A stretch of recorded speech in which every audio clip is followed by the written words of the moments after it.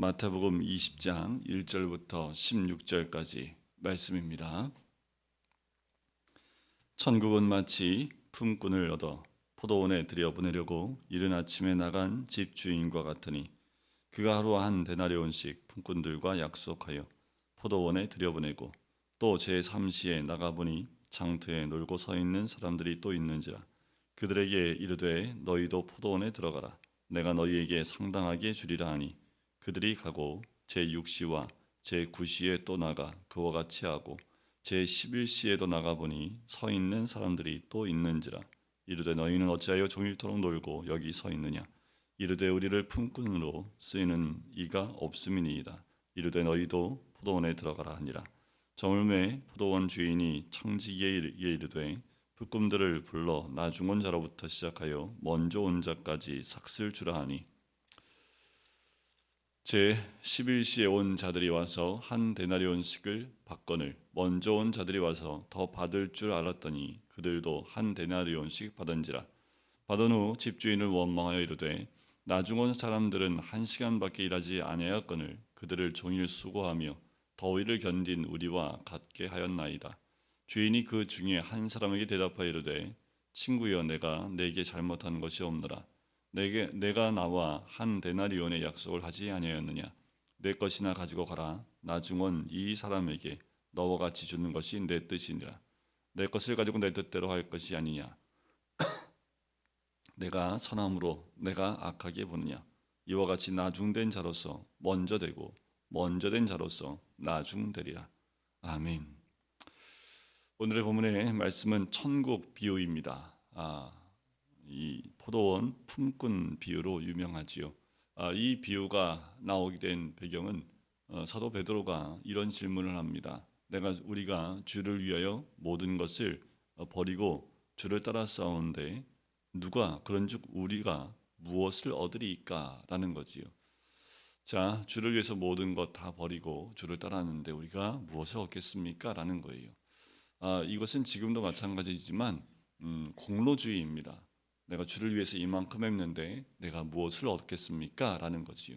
내가 이만큼 했는데 주님은 어느 정도 우리에게 주시겠습니까? 이만큼 드렸으니 이만큼 주셔야 되지 않겠습니까? 우리가 열을 줬으니 열 이상을 주셔야 되지 않겠습니까? 어쩌면 이런 생각들이 당시 유대주의인들 가운데 어쩌면 우리들 가운데 있는 생각이지요. 이만큼 드렸으니 이만큼 주는 것, 또 이만큼 드렸으니 이렇게 받는 것이 당연한 것이다 라는 생각을 갖는 거지요. 그런데 천국은 그와 같이 않다라는 겁니다. 그래서 이들의 생각을 바꿔주기 위해서 천국 비유를 이 포도원 품꾼 비유로 하고 있는 거지요. 여전히 제자들과 우리들은 천국도 세상과 같이 질서가 있고 계급과 지위에 따른 차등이 있다라고 생각을 하고 있는 겁니다. 이제 예수님은 곧 십자가를 지러 가셔야 합니다. 그럼에도 불구하고 아직 제자들의 세속주의적인 천국관을 교정할 필요가 있었기 때문에 오늘 천국은 마치 하면서 또다시 천국 비유를 하고 계시는 거죠. 포도원 품꾼 비유를 통해서 실제로 천국의 법칙을 알려주고 계시는 거지요. 이 비유는 천국은 세상은 우열 법칙이 되어 있습니다. 하지만 하나님의 신적인 평등의 지배가 있는 것이 천국의 단면을 보여주고 있는 거지요.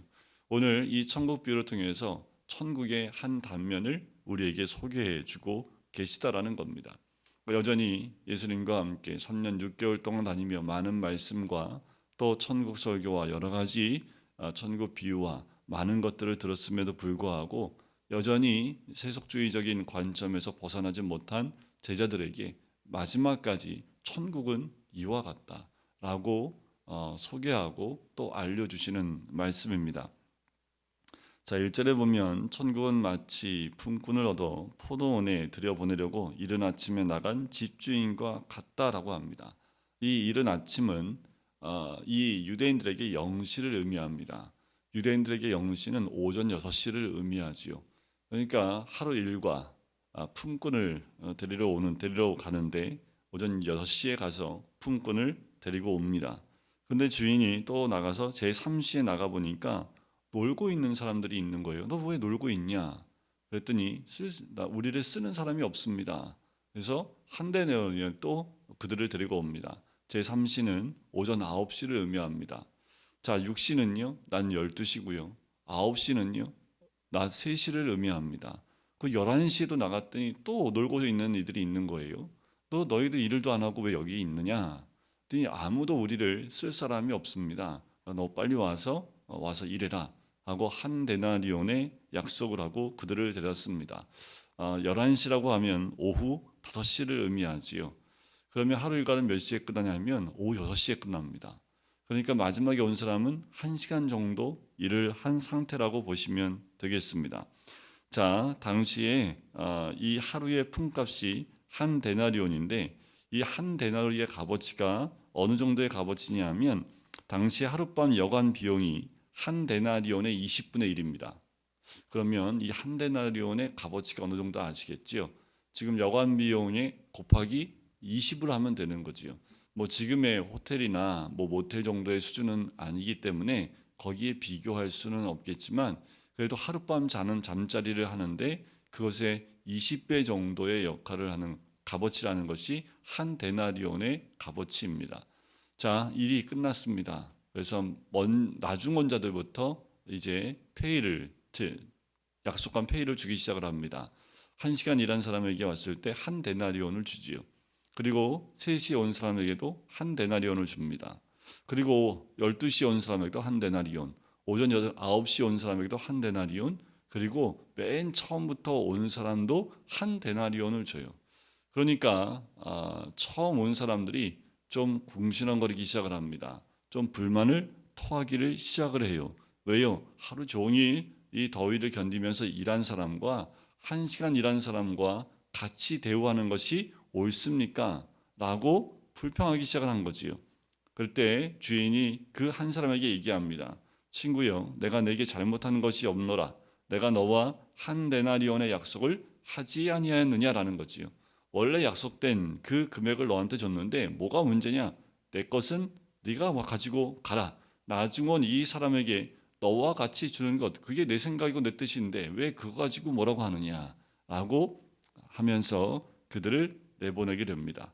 그러면서 나중된 자로서 먼저 되고 먼저 된 자로서 나중된다라고 말씀을 하고 있는 거지요.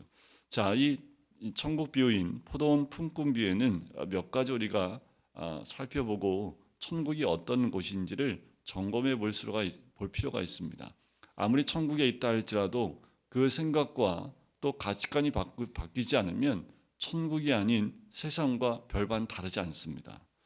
이 땅 가운데 천국은 있어요. 천국은 마치 죽어서 가야 될 그런 우리가 상상할 수 없는 곳으로만 생각을 하지만 예수님은 그렇게 말씀하지 않습니다. 천국은 모든 비유가 이 땅 가운데 임한 천국에 대한 말씀을 하고 있는 거지요. 자, 세상은 누가 높으냐? 이 생각하는 제자들 그리고 세상에게 말씀하는 거예요. 착각하지 말라는 거지요.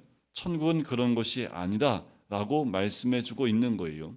자, 선임자 먼저 온 사람은 나중 온 사람을 위해서 준비 역할을 하는 심부름꾼에 불과하다라고 알려주고 있는 거예요.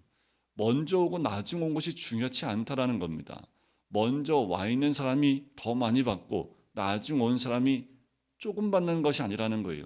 단지 먼저 온 사람과 나중 온 사람은 그냥 심부름꾼에 불과하다라고 말씀해주고 있는 거지요.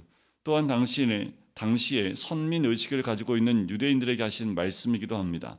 선택받은 것 참 중요하지요. 하지만 자기의 영광과 특권을 위해서 사용될 때 하나님과 다른 목적이 된다라는 거예요. 자, 먼저 온 사람들 자기를 써주는 그 주인에게 참 고마워하고 감사해야 합니다. 그런데 나중 온 자들과 비교했을 때 자기들이 가져야 될 영광과 특권이 있는데 그것을 받지 못하게 됐을 때 그때 그들 마음엔 불평이 있는 거지요. 당시 유대인들의 마음입니다.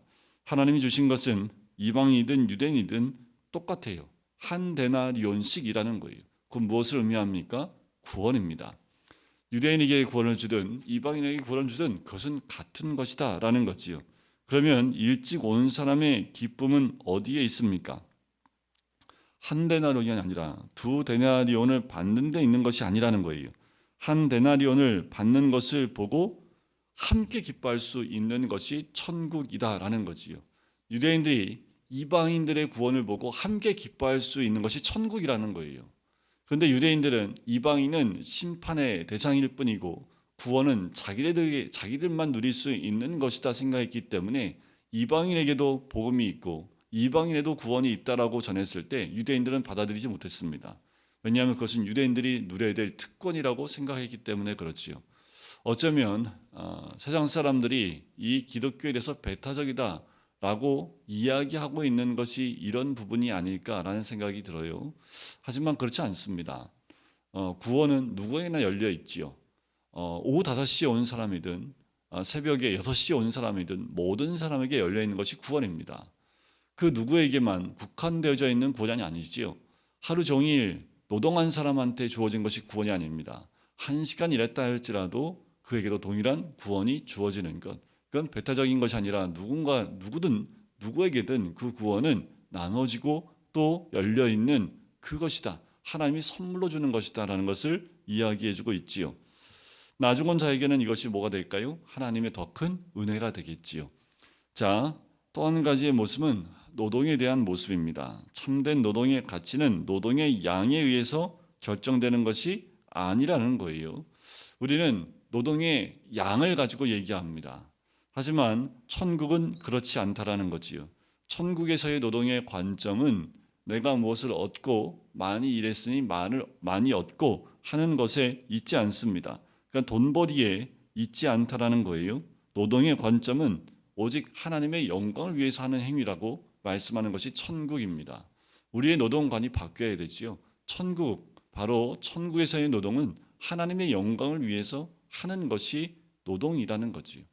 그래서 우리가 무슨 일을 하든지 하나님의 영광을 위해서 하는 것이 기독교인, 그리스도인의 직업관이어야 하는 거지요. 그래야 내가 일하는 것이 천국이 되는 겁니다. 지금 현대에 있는 직업관과 많이 다르지요. 노동관과 많이 다를 수밖에 없지요.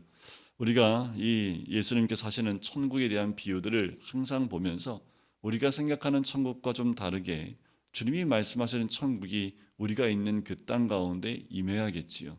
그건 교회나 세상이나 마찬가지입니다.